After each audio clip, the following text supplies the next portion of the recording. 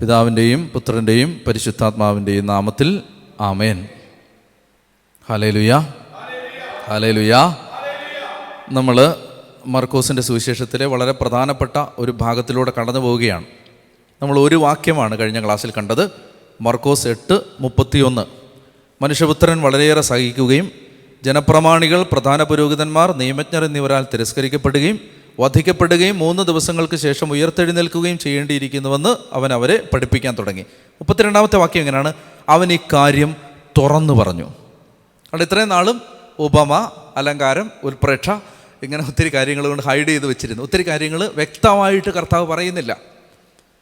എന്നാൽ ഈ കാര്യം തുറന്ന് പറഞ്ഞു എന്ന് പറഞ്ഞാൽ, ഇപ്പോൾ ഒരു സെൻറ്റൻസ് അല്ലേ നമ്മൾ വായിക്കുന്നുള്ളൂ. ഇവിടെ ഒരു സെൻറ്റൻസ് അല്ല, ഇത് ഡീറ്റെയിൽഡായിട്ട് കർത്താവ് വിശദീകരിച്ച് കാണും. അതായത് അപ്പസ്തോലന്മാർക്ക് പെട്ടെന്ന് ഒറ്റ വാക്യം പറഞ്ഞാൽ ഇത് മനസ്സിലാവില്ല. ഇത് കർത്താവ് വരെ പറഞ്ഞ് മനസ്സിലാക്കി, നിങ്ങൾ സാവധാനം ഇത് മനസ്സിലാക്കണം. നിങ്ങൾ ഉദ്ദേശിക്കുന്ന ഒരു മിശിഹ അല്ല ഞാൻ, അല്ലെ മിശിഹായെക്കുറിച്ച് നിങ്ങൾ ചിന്തിച്ചതല്ല യഥാർത്ഥ മിശിഹ. പഴയ നിയമത്തിലെ പ്രവാചകന്മാർ പറഞ്ഞ വാക്യങ്ങൾ നിങ്ങൾക്ക് മനസ്സിലാവാത്തത് കൊണ്ടാണ് നിങ്ങൾ മിശിഹായെക്കുറിച്ച് തെറ്റിദ്ധരിച്ച് മനസ്സിലാക്കിയിരിക്കുന്നത്. യഥാർത്ഥത്തിൽ മിശിഹ ഈ പാപത്തിൻ്റെ മേൽ വിജയം നേടുന്നത്, ലോകത്തിൻ്റെ രക്ഷ സാധിക്കുന്നത് കുരിശുമരണത്തിലൂടെയാണ്. ഇത് കർത്താവ് തുറന്നു പറഞ്ഞു. അപ്പോൾ പത്രോസ് അവനെ മാറ്റി നിർത്തിക്കൊണ്ട് തടസ്സം പറയാൻ തുടങ്ങി. കണ്ടോ, ക്രിസ്തുവാണെന്ന് പറഞ്ഞ ആളല്ലേ? ശരിക്കും മനസ്സിലായില്ലെന്ന് ഇപ്പോൾ മനസ്സിലായില്ലേ? ക്രിസ്തുവാണെന്ന് തൊട്ടും പറഞ്ഞ ആളാണ്. പത്രോസ് അവനെ മാറ്റി നിർത്തി. അപ്പോൾ എല്ലാവരും ഒരുമിച്ചാണല്ലോ, വഴി പൊയ്ക്കൊണ്ടിരിക്കുകയാണ്. കർത്താവ് പോകുന്ന വഴിക്കാണ് ഇവിടെ നിർത്തി, അല്ലെ അവിടെ ഇരുന്ന് ഒക്കെ ഇത് പറയുന്നത്. ഇത് പറഞ്ഞു കഴിയുമ്പോൾ കർത്താവേ പ്ലീസ് ഒരു മിനിറ്റ് എന്ന് പറഞ്ഞിട്ട് വിളിച്ച് മാറ്റി നിർത്തിയിട്ട് പറഞ്ഞു, ഇതൊരിക്കലും നിനക്ക് സംഭവിക്കാതിരിക്കട്ടെ, ഇത് സമ്മതിക്കാൻ പറ്റില്ല, ഇതല്ല കർത്താവേ, നിനക്ക് തെറ്റിയിട്ടുണ്ട്, എന്തോ കുഴപ്പമുണ്ട്, നീ ശരിക്കും മനസ്സിലാക്കിയിട്ടില്ല, രാവിലെ നീ പ്രാർത്ഥിച്ചില്ലെന്ന് തോന്നുന്നു. എന്താ ഇവിടെ സംഭവിക്കുന്നത്? ദൈവത്തെ തിരുത്താൻ ശ്രമിക്കുന്ന മനുഷ്യനാണിത്. നമുക്ക് പത്രോസ് ചെയ്തു എന്ന് പറയുമ്പോൾ നമുക്ക് കോമഡി ആയിട്ട് തോന്നും. ഇതാണ് നമ്മൾ എന്നും ചെയ്തുകൊണ്ടിരിക്കുന്നത്. ഞാനും നിങ്ങൾ എന്നും ചെയ്തുകൊണ്ടിരിക്കുന്നത് ഇതാണ്. അതായത് ദൈവം അവതരിപ്പിച്ച രീതിയിൽ മനസ്സിലാക്കാനും സ്വീകരിക്കാനും ബുദ്ധിമുട്ടുള്ളത് കൊണ്ട് നമ്മുടെ മനസ്സിനിണങ്ങിയ ഒരു ദൈവത്തെ നമ്മൾ ഉണ്ടാക്കി വെച്ചിട്ടുണ്ട്. ഞാൻ സാധാരണ പറയുന്ന ഉദാഹരണം, മനോജ് എന്നെ ചീത്ത വിളിച്ചെന്ന് വിചാരിക്കാം. മനോജ് എന്നെ ചീത്ത വിളിച്ചിട്ട് പോകുന്ന വഴിക്ക് പട്ടി കുറുക്കിയാടി മനോജ് ബൈക്കിൽ നിന്ന് വീണെന്ന് വിചാരിക്കുക. ഞാൻ ഉണ്ടാക്കി വെച്ചിരിക്കുന്നൊരു ദൈവസങ്കല്പം അനുസരിച്ച് ഞാൻ എന്താ പറയാൻ പോണേ? എന്നെ തെറി വിളിച്ചിട്ട് പോയാൽ അവന് കിട്ടി, ദൈവം കൊടുത്തു. ഇത് ഞാൻ ഉണ്ടാക്കിയ ഒരു ദൈവമാണ്, അതൊരു വിഗ്രഹമാണ്. യഥാർത്ഥ ദൈവം അങ്ങനല്ല. എന്നെ ചീത്ത വിളിച്ചതിൻ്റെ പേരിൽ പട്ടിയെ വിട്ട് സ്കൂട്ടറിൽ നിന്ന് മനോജിനെ മറിച്ചിടുന്ന ദൈവമല്ല ശരിക്കുള്ള ദൈവം. ശരിക്കുള്ള ദൈവം ദുഷ്ടൻ്റെ മേലും ശിഷ്ടൻ്റെ മേലും ഒരുപോലെ മഴ പെയ്യ്ക്കുകയും ഒരുപോലെ വെയിലുദിപ്പിക്കുകയും ചെയ്യുന്ന ദൈവമാണ്. എനിക്ക് എൻ്റെ കോണ്ടെക്സ്റ്റിൽ അത് സ്വീകരിക്കാൻ ബുദ്ധിമുട്ടുണ്ട്. എന്നെ ചീത്ത വിളിച്ച മനോജനെ ദൈവം അനുഗ്രഹിക്കുന്നു എന്ന് പറഞ്ഞാൽ എനിക്ക് അങ്ങോട്ട് ഡൈജസ്റ്റ് ചെയ്യാൻ ബുദ്ധിമുട്ടുണ്ട്. അതുകൊണ്ട് ഞാൻ പത്രോസിനെ പോലെ കർത്താവിനെ അവിടെ ഇച്ചിരി കറക്റ്റ് ചെയ്യും. കർത്താവ് അങ്ങനല്ല, ഇത് ശരിക്കും പറഞ്ഞാൽ നീ പണി കൊടുത്താണ്. ഇന്ന് മനസ്സിലാവുന്നുണ്ടോ ഞാൻ പറയുന്നത്? നമുക്കിണങ്ങിയ ദൈവത്തെ നമ്മൾ ഉണ്ടാക്കി വെച്ചിട്ടുണ്ട് എല്ലാ കാര്യത്തിലും. നിങ്ങളൊന്ന് ആലോചിച്ച് നോക്ക്. ഇപ്പം അച്ഛൻ പ്രാർത്ഥനയ്ക്ക് പോയില്ലെങ്കിൽ ഞാൻ വിചാരിക്കും അച്ഛനിട്ട് ദൈവം പണി കൊടുക്കും. ഞാൻ പ്രാർത്ഥനയ്ക്ക് പോയില്ലല്ലോ, ഞാനത് വിചാരിക്കുമോ? എന്നോട് ദൈവം ക്ഷമിക്കും, അച്ഛനോട് ക്ഷമിക്കില്ല. മനസ്സിലാവുന്നുണ്ടോ ഈ ഡബിൾ സ്റ്റാൻഡേർഡ്?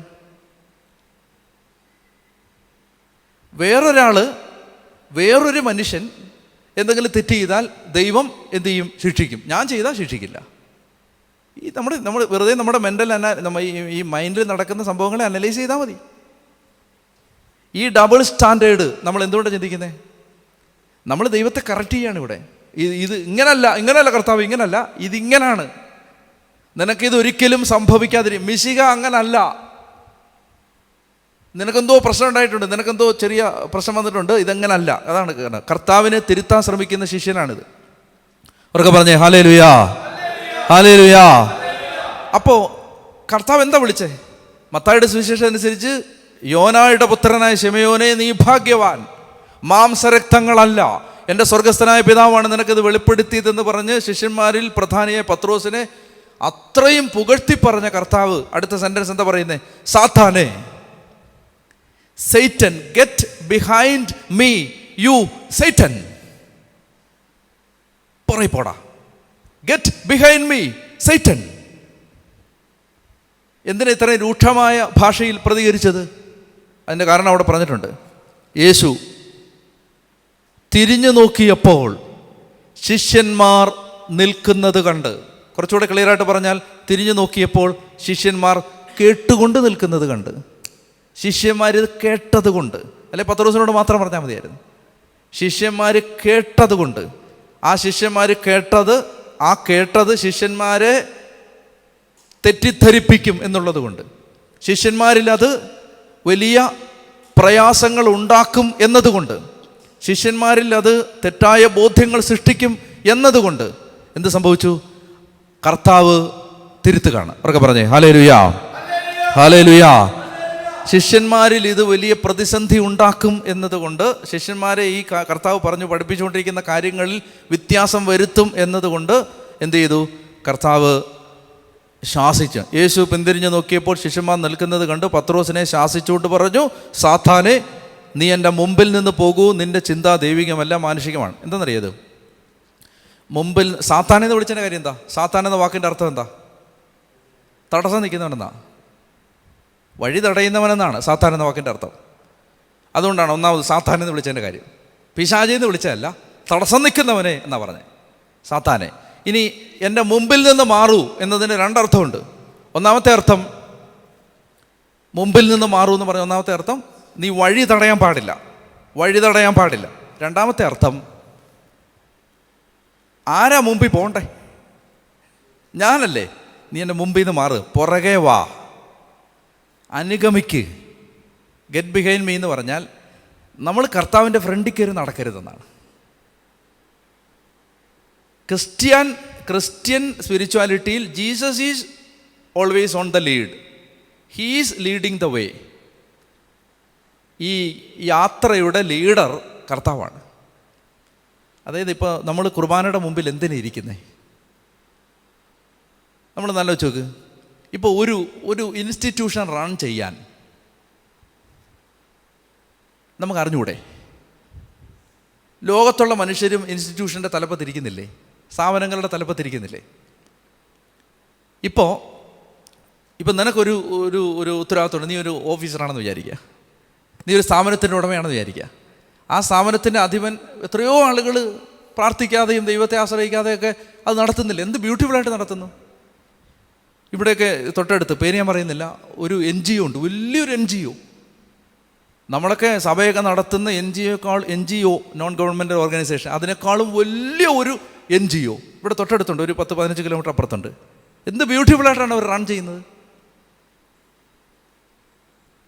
അപ്പോൾ ഒരു സ്ഥാപനം നടത്താൻ നമുക്ക് പ്രാർത്ഥിക്കേണ്ട ആവശ്യമൊന്നുമില്ല. പിന്നെ എന്തിനാണ് നമ്മൾ പ്രാർത്ഥിക്കുന്നത്? എന്തിനാണ് നമ്മൾ ജീവിതത്തിലെ തീരുമാനങ്ങൾ എടുക്കുന്നതിന് മുമ്പ് ഈശോയുടെ അടുത്ത് പോയി ദിവ്യകാരുണ്യം എഴുന്നള്ളിച്ച് വെച്ചിരിക്കുന്നത്? എന്തിനാ? കാരണം ഇതിൻ്റെ ലീഡർ നമ്മളല്ല. ഇപ്പം മൗണ്ട് കാർമലിൻ്റെ ഡയറക്ടർ ഡാനിയലച്ചനല്ല, കർത്താവാണ്. കർത്താവ് പറയുന്നതേ ചെയ്യാവൂ, കർത്താവ് പറയാത്തത് ചെയ്യരുത്. എങ്ങനെ പിടികിട്ടും? അതിനായി പോയിരിക്കുന്നേ. അപ്പോൾ Jesus should always lead the way. കർത്താവിനോട് ചോദിക്കാതെ നമുക്ക് വേണേൽ പള്ളി പണിയാം, കർത്താവിനോട് ചോദിക്കാതെ നമുക്ക് സ്ഥാപനം നടത്താം, കർത്താവിനോട് ചോദിക്കാതെ നമുക്ക് മിനിസ്ട്രി ചെയ്യാം. ഇത് എല്ലാ ദിവസവും, അങ്ങനെ ഒരു വചനമുണ്ട്, എല്ലാ ദിവസവും ഈശോ പിതാവിൻ്റെ മുമ്പിൽ ഇരുന്നു എന്നൊരു വചനമുണ്ട് യെശയ്യായിൽ. എല്ലാ ദിവസവും. യെശയ്യാ 50:4 പരീക്ഷീണൽ ആശ്വാസം നൽകുന്ന വാക്ക്, ദൈവമായ കർത്താവ് എന്നെ ശിഷ്യനെ എന്ന പോലെ അഭ്യസിപ്പിച്ചു, പ്രഭാതം തോറും അവിടുന്ന് എൻ്റെ കാതുകളെ ശിഷ്യനെ എന്ന പോലെ ഉണർത്തുന്നു. എന്നിട്ട് താഴെ പറയുന്നത്, നിന്നയിൽ നിന്ന് തുപ്പലിൽ നിന്ന് ഞാൻ മുഖം തിരിച്ചില്ല, എൻ്റെ മുഖം ശിലാതിൽ. ഈശോയുടെ പീഡാനുഭവത്തെക്കുറിച്ച് പറയുന്ന ഭാഗത്തിൻ്റെ ആരംഭത്തിൽ പറഞ്ഞിരിക്കുന്നത്, എന്നും ഞാൻ അവൻ്റെ മുമ്പിലിരുന്ന് അവൻ്റെ സ്വരം കേട്ടു എന്നാണ്. എന്നും. ഇതുണ്ടല്ലോ ലൈഫിൽ, ഞാൻ പറയുകയാണ്, നമ്മുടെ ലൈഫിൽ വേറെ എന്തെല്ലാം നമുക്ക് നഷ്ടപ്പെട്ടാലും ഇത് നഷ്ടപ്പെടരുത്. കർത്താവിൻ്റെ അടുത്തിരുന്ന് കർത്താവിൻ്റെ പ്രേരണ അനുസരിച്ച് കാര്യങ്ങളെ ചിട്ടപ്പെടുത്തണം. അല്ലാത്തതൊന്നും നമ്മുടെ മനസ്സിൽ വരുന്ന ആഗ്രഹങ്ങൾ അനുസരിച്ച് ഒന്നും ചെയ്യരുത്. ഒന്നും ചെയ്തില്ലേലും വേണ്ടില്ല. നമ്മുടെ മനസ്സിലുണ്ടാവുന്ന ആഗ്രഹം, നമുക്കുള്ള ആഗ്രഹം, നമ്മുടെ മോഹം, അത് വെച്ചൊന്നും ചെയ്യരുത്. ഇത് ദൈവം അപ്രൂവ് ചെയ്യുന്നുണ്ടോ? ഇത് ദൈവത്തിന് ഇഷ്ടമാണോ? മനസ്സിലാവുന്നോ? ഉറക്കെ പറഞ്ഞേ ഹല്ലേലൂയാ, ഹല്ലേലൂയാ, ഹല്ലേലൂയാ, ഹല്ലേലൂയാ, ഹല്ലേലൂയാ. ഞാനിത് പറയാൻ കാരണം, ഇത് ഇത്തിരി സമയം എടുത്താലും വേണ്ടില്ല. ഇത് എന്താ അറിയാം, ഈ ശാലോമിലാണല്ലോ ആളുകൾ കേൾക്കാൻ പോണേ. ശാലോമിൻ്റെ ആ ഓഫീസ് പണിയുന്ന സമയത്ത് ശാലോമിൻ്റെ ആരംഭം മുതൽ അവർ ദൈവത്തെ കേൾക്കുകയും ദൈവത്തിൻ്റെ സ്വരം കേൾക്കുകയും കർത്താവിൻ്റെ സ്വരം അനുസരിച്ച് മുന്നോട്ട് നീങ്ങുകയും ചെയ്യുന്ന ചാനലാണ്. അത് പറയേണ്ട കാര്യമില്ലല്ലോ. അതിൻ്റെ ഓഫീസ് തുടങ്ങുന്ന സമയത്ത് ബെന്നി ബ്രദർ കർത്താവ് നൽകിയ പ്രേരണ അനുസരിച്ച് ഓഫീസ് പണിയാനായിട്ട് തീരുമാനിച്ചു. അനൗൺസ് ചെയ്തു, ആളുകളൊക്കെ സഹായിക്കണമെന്ന് ആവശ്യപ്പെട്ടു. 1 വർഷത്തോളം ആര് കാര്യമായിട്ട് സഹായിക്കുന്നില്ല, ഒരു ഫണ്ടും വരുന്നില്ല. ഇതിൻ്റെ അടിത്തറ കെട്ടി അവിടെ ഇട്ടിരിക്കുകയാണ്.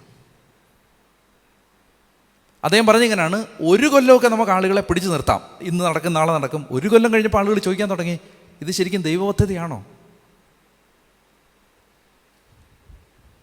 ഒരു രാത്രിയിൽ ആ ഫൗണ്ടേഷൻ കെട്ടിയ ആ സ്ഥലത്ത് മുട്ടുമേ നിന്ന് ഇദ്ദേഹം പൊട്ടി പൊട്ടി കരഞ്ഞു.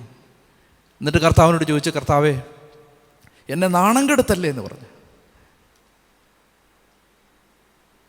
ഇത് നീ പറഞ്ഞിട്ടല്ലേ ഞാൻ തുടങ്ങിയത്. കർത്താവിൻ്റെ ആത്മാവ് സംസാരിച്ചു. എന്തെന്നറിയാമോ? നീ എന്താ ഇവിടെ ചെയ്യാൻ പോണേ? ഇവിടെ താഴെ ഒരു ഓഡിറ്റോറിയം, മേളിൽ ഓഫീസ്, അങ്ങനെ അങ്ങനെ ഡീറ്റെയിൽസ് ഞാൻ മറന്നുപോയി. ഏതായാലും 2 നിലയായിട്ടാണ്. താഴെ ഒരു ഓഡിറ്റോറിയം, അങ്ങനെ ഞാൻ തോന്നുന്നു. അപ്പോൾ കർത്താവ് ചോദിച്ചു, കെട്ടിടം പണിയാൻ ഞാനാ പറഞ്ഞത്, കെട്ടിടത്തിൻ്റെ പ്ലാൻ ആരുടെയാണ്? പ്ലാൻ ഞങ്ങളുടെ ആവശ്യം അനുസരിച്ച് ഞങ്ങൾ, നിൻ്റെ പ്ലാനല്ലേ, നീ ചെയ്തു. മുട്ടുമേ നിന്ന് കുമ്പസാരക്കൂട്ടിൽ ഇത് ഏറ്റു പറഞ്ഞ് മാപ്പ് ചോദിച്ച് പ്ലാൻ ദൈവത്തിൻ്റെ പദ്ധതി അനുസരിച്ച് മാറ്റി വരച്ചപ്പോൾ പിറ്റേ ദിവസം മുതൽ ഫണ്ട് വരാൻ തുടങ്ങി. ചെറിയ കാര്യമല്ല. ഒരു കാര്യം ദൈവത്തിൻ്റെ പദ്ധതി അനുസരിച്ച് മുന്നോട്ട് പോകണമെങ്കിൽ കർത്താവ് പറയുന്ന പോലെ ചെയ്യണം. നിസ്സാര കാര്യമല്ല. ഒരു മുട്ടുസൂചി വെക്കണമെങ്കിൽ കർത്താവ് പറയണം. കർത്താവ് പറഞ്ഞാന്ന് പറഞ്ഞുകൊണ്ട് നമുക്ക് പലതും ചെയ്യാം. കർത്താവ് പറയുന്ന കേൾക്കണമെങ്കിൽ എന്ത് ചെയ്യണം? കർത്താവിൻ്റെ അടുത്ത് സമാധാനമായിട്ടിരിക്കണം, കേൾക്കാൻ വേണ്ടിയിരിക്കണം. അവർക്ക് പറഞ്ഞേ ഹല്ലേലൂയാ. പത്രോസ് പറയുകയാണ്, അപ്പോൾ ഇത് ശരിക്കും പറഞ്ഞാൽ നമ്മൾ ചിന്തിക്കുന്ന പോലല്ല ദൈവം ചിന്തിക്കുന്നേ. കർത്താവ് പറയാണ്, നിനക്കിത് നല്ലതാണെന്ന് തോന്നും, ചിലത് നല്ലതല്ലെന്ന് തോന്നും. എൻ്റെ കണ്ണിൽ നല്ലത് ചിലപ്പോൾ നിനക്ക് കൊള്ളാത്തതാണെന്ന് തോന്നും. ഞാൻ നല്ലതെന്ന് വിചാരിക്കുന്നത്, ഞാൻ നേരത്തെ പറഞ്ഞില്ലേ, ഒരു പ്രവാചകനെ സംബന്ധിച്ച് അയാൾ പ്രവചിക്കുന്നതല്ലേ നല്ലത്. കർത്താവ് പറയാണ്, നീ മിണ്ടായിരുന്നാൽ മതി എന്ന് പറഞ്ഞു. മിണ്ടായിരുന്നാൽ മതി. അവിടെ പോയി എന്നിട്ട് കുറച്ച് നാൾ, ഏതാണ്ട് 6 മാസം 8 മാസം കണ്ട് എസെക്കിയേലിനെ ഒരു വശത്തേക്ക് ചരിച്ച് കിടത്തി. അങ്ങനെ ചരിഞ്ഞ് കിടന്നാലാണ് പറഞ്ഞു, ഇനി തിരിയില്ലെന്ന് പറഞ്ഞു. നീ ആലോചിച്ചു. ഇതൊക്കെ നമ്മൾ കെട്ടുകഥയായിട്ട് വിചാരിക്കരുത്. നമ്മൾ ശരിക്കും കർത്താവിൻ്റെ പുറകെ പോയാൽ ഇതിനപ്പുറം കോമഡികൾ കാണിക്കും. അതിൽ ദൈവസ്വരം കേൾക്കുന്നവൻ്റെ കൂടെ ജീവിക്കാൻ പാടാണ്. അത് ശ്രദ്ധിച്ചോണം. കാരണം രാവിലെ പറയുന്നതായിരിക്കത്തില്ല ഉച്ചയ്ക്ക് പറയുന്നത്, ഉച്ചയ്ക്ക് പറയുന്നതായിരിക്കത്തില്ല വൈകിട്ട് പറയുന്നത്.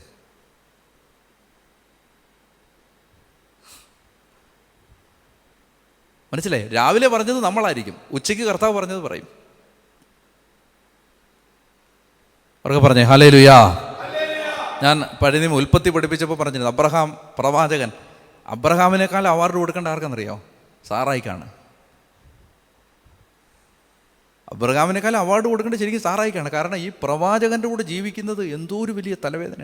ഇയാൾ രാവിലെ പറയുന്നു എറണാകുളത്തിന് പോകാം, ഉച്ച കഴിഞ്ഞ് പറയുന്നു കന്യാകുമാരിക്ക് പോകാം. ഈ ഭാര്യ അതിൻ്റെ പുറകെ ഇതെല്ലാം കേട്ട് പോയില്ലേ ആ പാവം സ്ത്രീ? ഒരു വാക്ക് പോലും പ്രതികരിക്കാതെ. ആകെ കൂടെ പ്രതികരിച്ചത് മറ്റേ വേലക്കാരിയുടെ കേസിൽ മാത്രമാണ്. പക്ഷേ അതാ ഞാൻ പറയുന്നത്, നമുക്ക് ഈ കാലഘട്ടത്തിൽ നമ്മൾ രൂപപ്പെടുത്തി എടുക്കേണ്ട ഒരു സ്പിരിച്വാലിറ്റി നമ്മുടെ വിംസ് ആൻഡ് ഫാൻസി അനുസരിച്ച് പോവില്ല. നമ്മളിങ്ങനെ ഭയങ്കര ഫ്ലറിഷ് ചെയ്യുന്ന പോലെ തോന്നും കുറേ കാലത്തേക്ക്. പിന്നെ എന്തെന്നറിയാം, ഉൽക്ക കത്തുന്ന പോലെ കത്തും, താഴെ പോവും. പതുക്കെ ആണെങ്കിലും കർത്താവ് പറയുന്നത് മതി. അവർക്ക് പറഞ്ഞേ ഹല്ലേലൂയാ, ഹല്ലേലൂയാ, ഹല്ലേലൂയാ, ഹല്ലേലൂയാ. അപ്പോൾ ഇവിടെ കർത്താവ് പറയുന്നത് നിന്റെ ചിന്ത ദൈവികമല്ല, മാനുഷികമാണ്. കേട്ടോ, 2 തരം ചിന്തയാണ്. ഒന്ന് ദൈവത്തിൻ്റെ ചിന്ത, 2 മനുഷ്യൻ്റെ ചിന്ത. യെശയ്യാ 55:8-9 ഒരു നല്ല വാക്യാണത്. യെശയ്യാ 55:8-9 കർത്താവ് അരുളി ചെയ്യുന്നു, എൻ്റെ ചിന്തകൾ നിങ്ങളുടേതുപോലെ അല്ല, നിങ്ങളുടെ വഴികൾ എൻ്റേതുപോലെയും അല്ല. ആകാശം ഭൂമിയേക്കാൾ ഉയർന്നു നിൽക്കുന്നു, അതുപോലെ എൻ്റെ വഴികളും ചിന്തകളും നിങ്ങളുടേതിനേക്കാൾ ഉന്നതമത്രേ. അപ്പം നമ്മൾ ചിന്തിക്കുന്ന പോലെ അല്ല ദൈവം ചിന്തിക്കുന്നത്. അതുകൊണ്ട് ഈ മാനസാന്തരപ്പെടുക എന്ന് പറഞ്ഞാൽ അതിൻ്റെ അർത്ഥം കർത്താവ് ചിന്തിക്കുന്ന പോലെ ചിന്തിക്കാൻ മനസ്സിനെ ഒരുക്കുക എന്നുള്ളതാണ്. മാനസാന്തരപ്പെടുക, ഞാൻ മാനസാന്തരപ്പെട്ടു എന്ന് പറഞ്ഞാൽ ഇനി ദൈവം ചിന്തിക്കുന്ന വഴിക്ക് ചിന്തിക്കാൻ പറ്റുമോ? ഇനി ആ ചിന്തകൾ എങ്ങനെ മനസ്സിലാവും? അതിനാണ് ഈ വചനം ഇങ്ങനെ ആവർത്തിച്ച് വായിക്കുമ്പോഴാണ് ഒരു കാര്യത്തിൽ ഡിസേൺമെൻറ്റ് കിട്ടുന്നത്. ഇത് കറക്റ്റ്, ഇത് ഹ്യൂമൻ വോയിസ് ആണോ ദൈവത്തിൻ്റെ സ്വരമാണോ? മനസ്സിലായില്ലേ? ഇപ്പം നമ്മളോട് പല ആളുകളും പലതും ചോദിക്കുമ്പോൾ പലപ്പോഴും നമുക്ക് നോ പറയേണ്ടി വരും. നോ, വേണ്ട, ചെയ്യണ്ട. മനസ്സിലായി? ചെയ്യണ്ട, അതിപ്പോൾ ചെയ്യണ്ട. ഒരു 100 ന്യായം കാണും അവർക്കത് ചെയ്യാൻ. ഇപ്പം ഞാനാണെങ്കിൽ പിതാവിനോട് ചില കാര്യം ചോദിക്കുമ്പോൾ പിതാവ് നോ പറയും. എനിക്ക് പറയാൻ 100 ന്യായം കാണും. പക്ഷെ ആ നോയാണ് ദൈവഹിതം. ആ നോയാണ് ദൈവഹിതം. അത് ദൈവം പറയുന്നതാണ്, നമ്മൾ ചിന്തിക്കുന്നതല്ല. എനിക്കൊരു 1000 ഉദാഹരണം വേണേൽ ഞാൻ ഇനി പ്രൈവറ്റായിട്ട് സംസാരിക്കാൻ പറഞ്ഞുതരാം. 1000 നമ്മൾ ശരിയാണെന്ന് വിചാരിച്ചിരുന്നു, പക്ഷേ അപ്പോഴാണ് മേലധികാരികളുടെ ദൈവം സംസാരിക്കും, അത് വേണ്ട. കുറച്ച് നാൾ കഴിയുമ്പോഴാണ് മനസ്സിലാവുന്നത്, ദൈവമേ ഇതായിരുന്നു ശരി.